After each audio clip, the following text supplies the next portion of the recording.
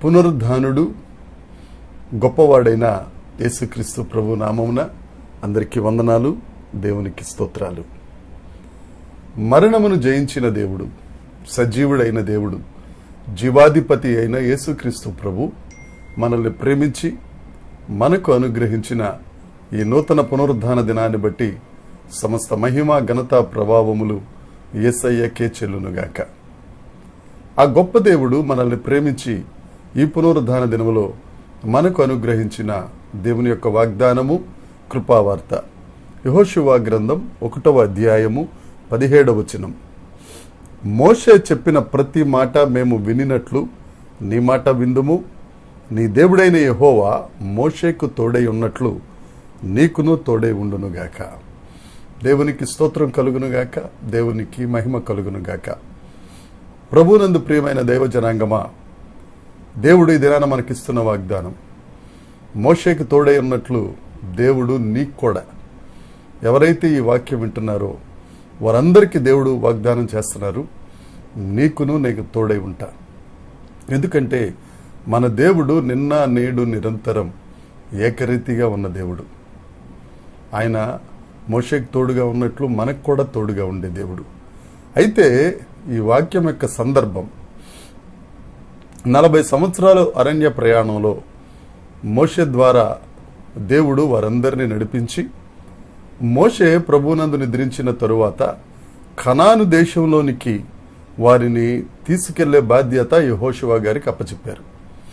అయితే కనాను దేశంలోకి వెళ్లే ముందు, యోర్దాను నది దాటక ముందు రూబేనీలు, గాదీలు, మనష్య అర్ధగోత్రపు వారు మేము యువతల వైపు ఉంటామని మోషే గారితో ఒప్పందం చేసుకున్నారు.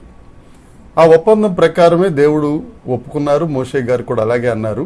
అయితే యెహోషువ అన్నారు, మీరు యుద్ధ సన్నద్ధులైన వారు మాతో పాటు రండి, వృద్ధులు, బాలురు, ఆడవారు ఆ దేశంలో ఉండిపోవచ్చు, యోర్దాను నది అవతల ఉండిపోవచ్చు.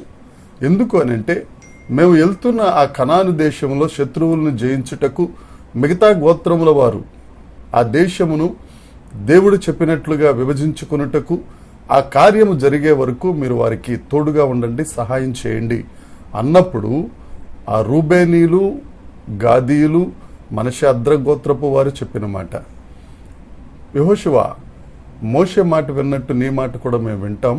అంతేకాదు మోషేకు తోడుగా ఉన్న దేవుడు నీకు కూడా తోడుగా ఉంటాడు.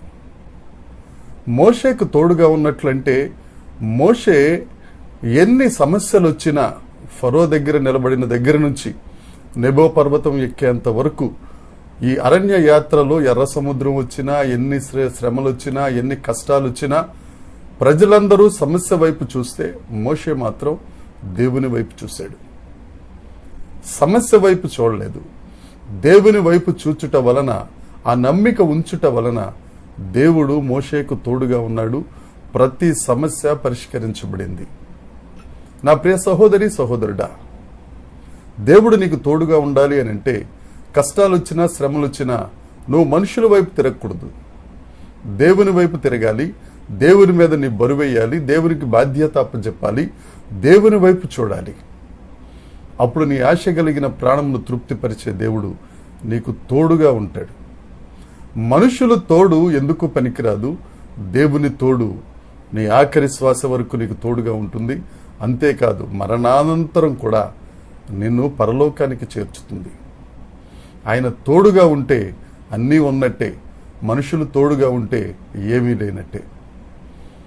అదే మాట ఈ 3 గోత్రపు వారు యెహోషువకు చెప్తున్నారు. మోషే తోడుగా ఉన్నట్లుగా దేవుడు నీకు కూడా తోడుగా ఉంటాడు. యెహోషువ ఈ దినాన అదే మాట దేవుడు మనతో చెప్తున్నాడు. మోషేకు తోడుగా ఉన్నట్టు, యెహోషువకు తోడుగా ఉన్నట్లు నేను మీకు కూడా తోడుగా ఉంటాను. మీరు నా మీద ఆధారపడండి, మీరు నా వైపు చూడండి, నా మీద విశ్వాసం ఉంచండి, నా మీద నమ్మకం ఉంచండి.